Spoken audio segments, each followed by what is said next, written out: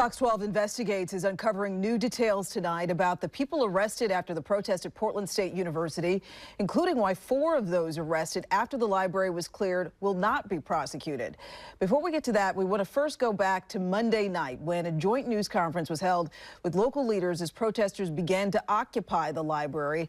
So this is what Multnomah County District Attorney Mike Schmidt had to say then. Let me be clear, we will prosecute the cases.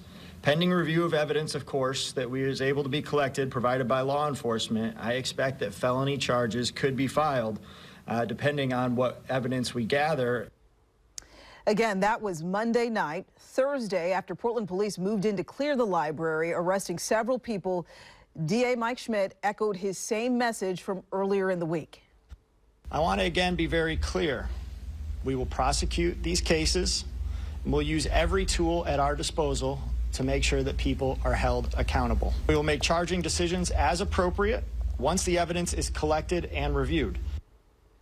Despite those strong statements, Fox 12 Investigates has now uncovered that the district attorney's office has declined to file charges against 4 of the people arrested after the protest. This is a statement provided by the DA's office explaining why they made that decision, and it reads in part, "We declined to prosecute 4 cases. 2 individuals were homeless and had established camps in the portico outside of the building. Both individuals were unaware of the police presence until their arrest. The other 2 individuals were the only people who voluntarily exited the building after the police made the arrest announcement. All others ran from the building and tried to escape police or ignored directives from police and remained in the building."